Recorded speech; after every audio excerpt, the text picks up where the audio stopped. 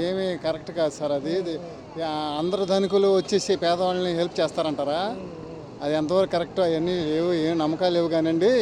ఈ ఈ మాట చెప్పి ఈ మహిళల దగ్గర ఏంటో ఏంటో ఆధార్ కార్డు తీసుకెళ్ళి ఏంటేంటో చేస్తున్నారు. అదేంటో తెలియట్లేదు. ఈ ధనికులు వచ్చి పేదవాళ్ళకి అనేది అది హెల్ప్ చేస్తారనేది అది ఎంతవరకు కరెక్టో ఆలోచించుకోవాలి.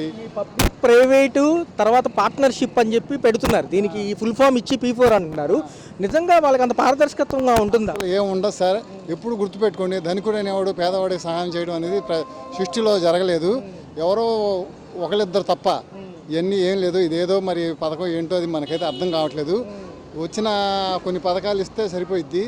ఇవన్నీ దీని బదులు చక్కగా గవర్నమెంట్ ఏదైనా ఇస్తే అవన్నీ గవర్నమెంట్ పోగు చేసుకుని ఇస్తే, ఇదిగోండి హెల్ప్ చేస్తే, ఇదిగోండి అకౌంట్లు వేస్తే అది బాగుంటుంది సార్. అయితే ఏమన్నారంటే సార్, మొన్న ఉగాది వరకు కూడా మహిళలకు ఉచిత బస్సు ప్రయాణం అని వేచి చూశారు. సడన్గా దాన్ని ఆపి ఇది ప్రవేశపెట్టడంతో అందరూ షాక్ తిన్నారు. మళ్ళీ అదేమైనా డైవర్ట్ ఏమో మరి మనకైతే తెలియట్లేదు. అది కాదు సార్, ఇప్పుడు ఇంజనీరింగ్ కాలేజ్ పిల్లలకి ఫీజు లేక గందరగోళం జరుగుతుంది. ఎవరన్నా సరే వాళ్ళని కాదు, గవర్నమెంట్ ఎవరన్నా సరే, ఏ గవర్నమెంట్ అయినా సరే ముందు ఆ పిల్లల ఫీజులకి, ఇప్పుడు మా పిల్లడు కూడా ఉన్నాడు, గందరగోళం జరుగుతుంది. ఆ పిల్లలకి ఆ ఫీజు వేయమనండి. ఏదో కొన్ని పథకాలు ఉన్నాయి, వేయమని చెప్పండి.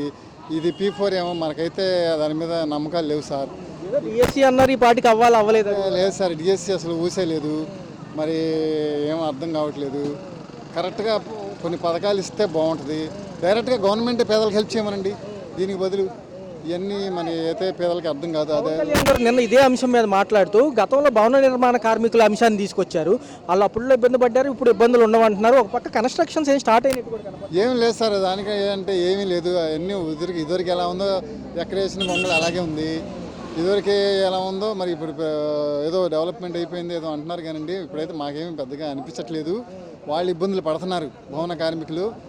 రియల్ ఎస్టేట్ అనేది ఏదో మారితే డెవలప్ అయిపోద్ది అనుకున్నారు. రియల్ ఎస్టేట్ కూడా ఏమీ లేదని రియల్ ఎస్టేట్ ఫ్రెండ్స్ కూడా చెప్తున్నారు. ఏమీ లేదు అక్కడ. పరిస్థితి అయితే ఇదిగానే ఉంది. గవర్నమెంట్ ఏదైనా స్టెప్స్ తీసుకుని గవర్నమెంట్ డైరెక్ట్ బెనిఫిట్ చేస్తే అదే బెస్ట్ సార్. అనేది వెయిట్ చేయొచ్చు అంటే కొంతమంది వెయిట్ చేస్తారు, వెయిట్ చేసిన వాళ్ళు ఉంటారు, వెయిట్ చేయని వాళ్ళు ఉంటారు. కానీ అవసరమైన వాళ్ళకి అందుబాటులో ఉంటే వెయిటింగ్ అంటే బాగోదు. సంవత్సరం అవుతుంది. అవసరమైన వాళ్ళకి త్వరగా అందుబాటులోకి రావాలని కోరుకుంటున్నాను. అయితే ఏంటంటే నిన్న కొత్త పథకం పెట్టారు, పేదరిక నిర్మూలన పథకం. మొదట్లో మహిళలకు ఉచిత బస్సు అన్నారు ఉగాది నుంచి, కానీ అది కొంచెం ఆపి ఇది పెట్టారనమాట. సమాజంలో ఉన్న ధనికులు వచ్చి పేదవాళ్ళని దత్తత తీసుకునేటట్టు, వాళ్ళకున్న సమస్యలను తీర్చేటట్టు ఎలా అనిపిస్తుంది? ఎందుకంటే 29 లక్షల మందిని ఈ పేదరిక నిర్మూలన దీంట్లో నుంచి బయటపడేయాలని 4 ఏళ్లలో చేస్తామంటున్నారు. మన గ్రామ సచివాలయాలు ఉన్నాయి కదా, అందులో సర్వే స్టార్ట్ అవుతుంది. ఎలా మంచిగానే ఉంది, కానీ దీన్ని కానీ అమలు చేస్తే ఇంకా మంచిగా ఉండేది, లేదా హామీ ఇవ్వకుండా ఇంకా మంచిగా ఉండేది. ప్రభుత్వ హయాంలో ఏం పథకాలు వచ్చాయి, ఇప్పుడు ఏం వస్తాయి? గత ప్రభుత్వంలో దాదాపు సగం క్లియర్ అయినట్టే, ఇప్పుడు ఇంకా మొదలు పెట్టలేదు ఇచ్చిన పథకాలు.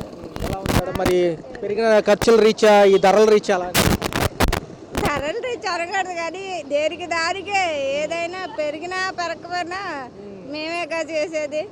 అది కానీ కొంచెం గుర్తించి వాళ్ళు ముందుగా కొంచెం తీసుకుంటే మంచిది. కొన్ని పథకాలు ఈ వచ్చే నెల ఎండింగ్ నుంచి కానివ్వండి, తర్వాత మేలో కూడా ఇస్తామంటున్నారు. తల్లికి వందనం, రైతులకు పెట్టుబడి సాయం, ఇట్లాంటివి. మరి రేపు స్కూల్ స్టార్ట్ అవుతున్నాయి, మీకు కొంచెం ఉపశమనంగా ఉంటుందా పడితే డబ్బులు ఇమీడియట్గా? ఉంటుందండి, దానికి అదే లేదు, దానికి కొంచెం ఉంటుంది ఉపశమనం. ఇప్పుడు వాళ్ళకి ఇబ్బందిగానే ఉంటుంది కదా, ఇప్పుడు ప్రతిదీ పెరుగుతుంది, వాటి ట్యాక్సులు కానీ పెరుగుతున్నాయి. అది కానీ వచ్చిందంటే కొద్దిగా ఉపశమనంగా బాగుంటుంది. పవన్ కళ్యాణ్ గారు ఏమంటున్నారంటే, గతంలో భవన నిర్మాణ కార్మికులు ఉన్నారు కదా, ఈ టాపీ మేస్త్రులు, వీళ్ళు వాళ్ళకి ఇబ్బందులు ఉండేవి, ఇప్పుడు ఉండవు. అమరావతి పనులు స్టార్ట్ అవుతున్నాయి, వాళ్ళ ఇబ్బందులు ఉంటే మేము తీరుస్తామని నిన్న మాట్లాడుతున్నారు. మంచి పనే కానీ త్వరగా స్టార్ట్ చేస్తే మంచిది. ఏదైనా కానీ అన్నదే అన్నట్టు చేసేస్తే ఇంకా మంచిది. అంటే దగ్గర సంవత్సరం అవుతుంది, పథకాలన్నీ కొంచెం సమయం పడుతున్నాయి మిగతాయి. మరి గ్యాస్ సిలిండర్, పెన్షన్ పథకం వస్తుంది. మాకు ఇంకా స్టార్ట్ అవ్వలేదండి, మిగిలిన వాళ్ళకి వచ్చినాయని. మిగిలిన వాళ్ళకైతే వస్తున్నాయి, పర్లా, దాని గురించి ఏమీ ఉండదు. కానీ అందరికీ ఇస్తే బాగుంటుంది, త్వరగా వస్తే బాగుంటుంది. ఇది ఏదైనా సమన్వయం కుదిర్చే ఏదైతే నేను సభ ఎలా అనిపించింది, కొంచెం వెసులుబాటుగానే పెద్ద వాళ్ళు వచ్చినట్టున్నారు. కాదు కానీ అంతా వాళ్ళు ఐక్యతగా ఏకమవుతారు. కానీ అయితే రిటైర్మెంట్ లేకుండా ముసలోళ్ళు ఉన్నారు, 4,000 6,000 ఇస్తున్నారు. మరి ఎంప్లాయీలు 40 సంవత్సరాలు 50 సంవత్సరాలు చేసి రిటైర్ అయితే వాళ్ళకి ఇంక్రిమెంట్లు డిఏలు పెంచుతున్నా, డిఏలు ఇస్తలా. మరి ఎంతగా దుర్మార్గమో చూడు గవర్నమెంటు.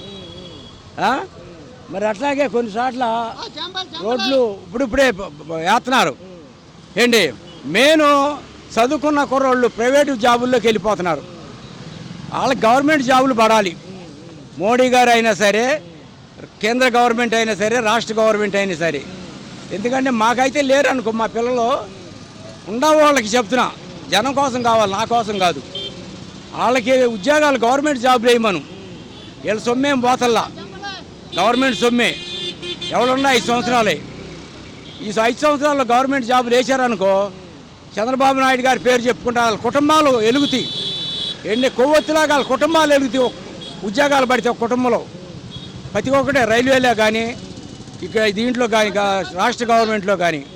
పర్టికులర్గా నిన్న అంశాలు కొన్ని చూసుకున్నట్లయితే గతంలో ప్రభుత్వాలు భవన నిర్మాణ కార్మికులను ఇబ్బంది పెట్టాయి, కానీ ఈ రోజు మేము స్టేజ్ పైకి పిలిచి వాళ్ళ ఇబ్బందులు ఏంటో అడుగుతున్నాము, వాళ్ళ ఇబ్బందులు తీరుస్తామని హామీ ఇస్తున్నారు పవన్ కళ్యాణ్ గారు, డిప్యూటీ సీఎం గారు. ఎలా? సరే, ఇప్పుడు అది ఆయనేమో ఆదాయం కోసం చూశాడు, ఈయనేమో వదిలేస్తున్నాడు. వదిలేస్తే వాళ్ళ పని వాళ్ళు చేసుకుంటున్నారు, వీళ్ళ పని వీళ్ళు చేసుకుంటారు. కాబట్టి ఆయన టైట్ కాటం చేశాడు ఆదాయం గవర్నమెంట్కి. ఈయన గవర్నమెంట్కి ఆదాయం చేస్తున్నాడు, కానీ జనానికి అందరికీ బస్సులు ప్రయాణం ఉచితం అన్నారు. ఆడవాళ్ళు గోల పెడుతున్నారు. ఇప్పుడు 1500 ఒకళ్ళకి వేస్తానన్నారు, అవి లేవు, గోల పెడుతున్నారు ఆడవాళ్ళు. కాలేజీల్లో చదువుకున్న ప్రైవేట్ కాలేజీల్లో పిల్లలకి వీళ్ళకి డబ్బులు పడతల్లా.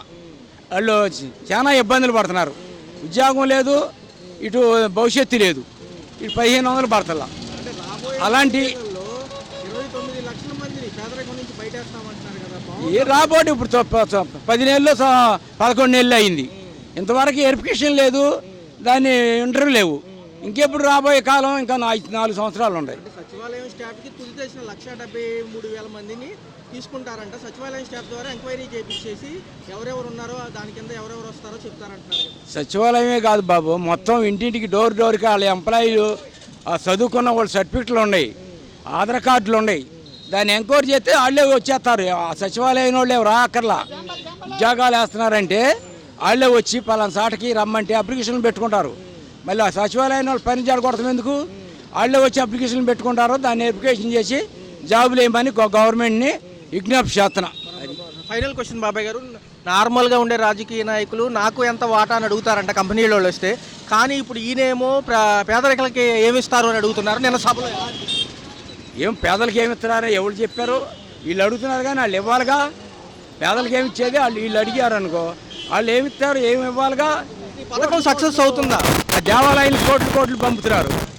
అదే లేని వాళ్ళకి ఒక 4 ఎకరాలు కొని లేని వాళ్ళు ఇల్లు కట్టించి, లేదా కాలేజీ కట్టించి ఫ్రీగా చదువులు చెప్పియచ్చుగా. దేవాలయాలు కోట్లు పంపించే బదులు. చంద్రబాబు గారు విజనరీ లీడరు 2047 వరకు అంటున్నారు. ఎలా అనిపిస్తుంది? ఆయన ఆధ్వర్యంలో నడవడం బాగుంది అంటున్నారు పవన్ కళ్యాణ్. సరే, ఇప్పుడు వరకు బాగానే ఉంది. ఆయన ఎగ్జిబిషన్ బాగానే ఉంటుంది, ఆయన వర్క్ బాగానే ఉంటుంది. అయితే లేబర్ని చదువుకున్న వాళ్ళకి జాబులు, ఏంటి ముసలి వాళ్ళకి ఉద్యోగాలు చేసి రిటైర్ అయిన వాళ్ళకి పెన్షన్లు ఏంటి డిఏలు పెంచమని కోరుతున్నాం. అది ధనికులతో పేదవికులని మమేకం చేసి గవర్నమెంట్ మధ్యలో ఉండి పీపుల్స్ పబ్లిక్ ప్రైవేట్ పార్ట్నర్షిప్లో వాళ్ళని డెవలప్ చేయడం విధానంగా తీసుకుంటుంది. తొలి దశలో 1.73 లక్షలు అంటున్నారు, తర్వాత 29 లక్షలు అంటున్నారు. సార్, వచ్చే 4 ఏళ్లలో ఎలా ఉంటుంది? నిజంగా ధనికులు వచ్చి హెల్ప్ చేస్తారా అనేది ఒక అంశం. బ్రహ్మాండంగా ఉంటుందండి. అభిప్రాయం చాలా బాగుంది, నిర్ణయం కూడా చాలా బాగుంది. ఇంకా దానికి ఏమీ లేదు. విమర్శించే వాళ్ళు ఎప్పుడూ విమర్శిస్తూనే ఉంటారు, మంచి చేసినా చెడు చేసినా. ఆ యొక్క సూచనలు కానీ అభిప్రాయాలు కానీ బాగున్నాయి, నా అభిప్రాయం. అయ్యా, నేను సభలో మాట్లాడుతూ ఏమన్నారంటే, గతంలో భవన నిర్మాణ కార్మికుల్ని ఇబ్బంది పెట్టింది గత ప్రభుత్వం, ఈసారి వాళ్ళ సమస్యలు తెలుసుకుని వాళ్ళ కోసం పోరాడతామని డిప్యూటీ సీఎం పవన్ కళ్యాణ్ గారు మాట్లాడారు. ఇది చాలా మంచిదండి, నిజం. వాస్తవంగా అది నిజమేంతో వాళ్ళు అనుభవించిన వాళ్ళకి తెలుస్తుంది. ఏమంటే ఇంకోటి, ఇప్పుడు వాళ్ళు చేస్తే మంచిదే, కానీ అందరికీ ఆమోదకం, వాళ్ళు కూడా శుభ్రంగా ఉంటారు. కాకపోతే ఏంటంటే అందరూ సంతోషంగా ఉండటం కావాలి. వాళ్ళ యొక్క అభిప్రాయాలు కానీ, వాళ్ళ సూచనలు కానీ, ఇంకోటి ఏంటంటే వాళ్ళ నిర్ణయాలు కూడా చాలా గొప్పవని. మన రాజకీయ నాయకులు ఎవరున్నా మనందరికీ మంచి జరిగితే అందరం సంతోషించదగ్గ విషయం. అయితే ఏమన్నారంటే సార్, గత నాయకులు కంపెనీలు పెట్టడానికి వచ్చిన వాళ్ళకి మాకెంత అని అడిగేవాళ్ళు, కానీ మేము ఇప్పుడు ఎవరైతే వస్తున్నారో పేదలకు ఏం చేస్తారని మేము అడుగుతున్నామని పవన్ కళ్యాణ్ గారు అంటున్నారు. అలా ఇవన్నీ సహజంగా ఏమండి మామూలు వస్తుంటాయి. మంచి చేసేవాడికి ఏది అడ్డు రాదండి. మంచి చేసేవాడికి ఏది అడ్డు రాదు. అది చేసుకుంటూ వెళ్ళిపోతారు. ఇప్పుడు ఒకళ్ళు ముందుకెళ్తుంటే ఒకళ్ళు వెనకలాగే ఉంటారు. ఆ అభిప్రాయం ఉంటే అండి ఎవరైనా శుభ్రంగా వస్తారు, శుభ్రంగా చేసుకోవడానికి అవకాశం. విజనరీ లీడర్ 2047కు ఒక విజన్ ఉంది బాబు గారికి, ఆయనతో పరంగా నడవడం చాలా అదృష్టకరమని పవన్ కళ్యాణ్ గారు అంటున్నారు. ఎలా చూడండి? వాస్తవం అది మాత్రం సంతోషం. అది మాత్రం కొంచెం చెప్పుకోదగ్గ విషయం. ఎందుకంటే ఇదే మనం అనుకున్నదే. ఇప్పుడు కొన్ని అభిప్రాయాలు వేరుగా ఉంటుంది, కొన్ని అభిప్రాయాలు కొంచెం ఆమోదకంగా ఉంటుంది. ఇది వాళ్ళకి మంచి పేరు వచ్చినా రాకపోయినా జనానికి ఇబ్బంది లేకుండా కొన్ని అభిప్రాయాలు అవి తీసుకుంటే ఏ ప్రభుత్వం అయినా వస్తే మన అందరికండి మంచి పనులు చేసుకెళ్తే చిరకాలం వాళ్ళు ఉంటారండి. లేకపోతే మొన్న ఏం జరిగింది చూడండి, ఎవరు ఊహించలేదు. అట్లాగే ఈ జన దృష్టి ఆకర్షింపబడితే ఏ నాయకుడైనా ఇక్కడ పాలించగలడు, ఉండగలడు. అది తదుపరి ఎలా ఉంటుంది సార్? 4 ఏళ్ళు అమరావతి తొలి దశలు పనులు పూర్తయితే కంపెనీలతో పాటు ఉద్యోగ కల్పనకు ఆస్కారం ఎక్కువ ఉంటుంది అంటున్నారు.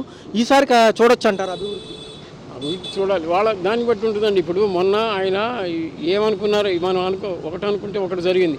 ఈసారి అయినా లేట్ చేయకుండా ఇది కనుక నిలబెట్టుకుంటే బాబు చిరస్థాయిగా నిలబెడతాడండి. ఏమాత్రం ఆలస్యం చేసినా జనంలో ఇప్పుడు ఆయన మీద ఒక మంచి నమ్మకం, గురి ఏర్పడింది. ఎందుకు ఏర్పడిందంటే లీడర్స్ అందరూ ఉన్నారు, ఈయన చేస్తారనే నమ్మకం. అందుకని ఈసారి ఆయన గొప్ప మెజారిటీతో వచ్చారు. చేస్తే ఇంకా వస్తారు.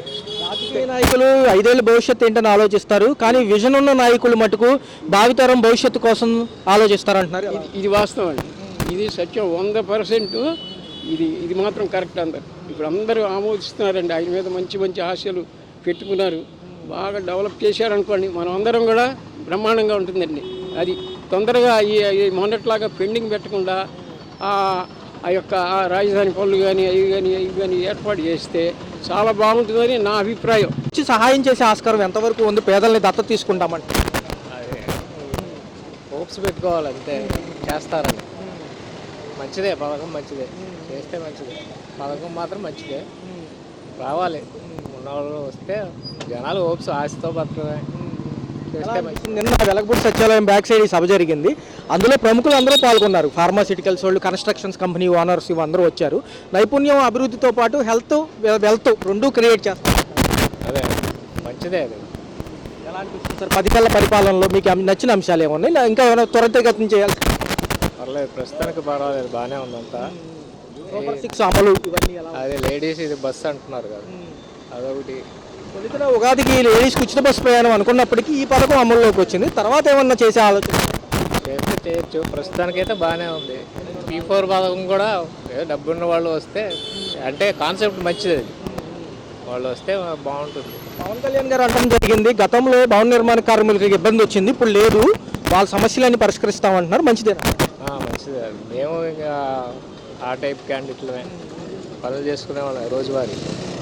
మంచిది, ప్రస్తుతానికైతే బాగానే ఉంది.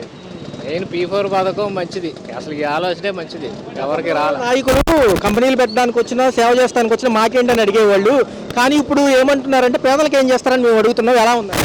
బాగుంది. ఇప్పుడు కరోనా వచ్చా కొద్దిగా మారారు కదా జనాలు, మారారు. వాళ్ళ డబ్బు ఉంది, సాయం చేయమని సీఎం గారు అన్నారు.